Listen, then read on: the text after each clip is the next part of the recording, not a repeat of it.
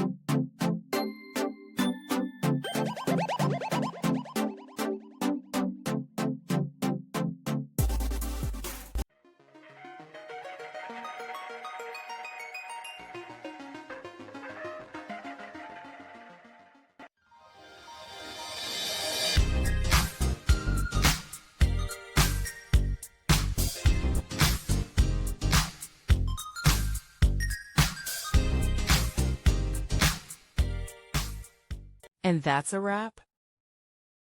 I hope you found the answer you were looking for. If you did, take a second to hit that subscribe button. It really helps out. And let me know in the comments which solution worked best for you. See you next time in the debug zone.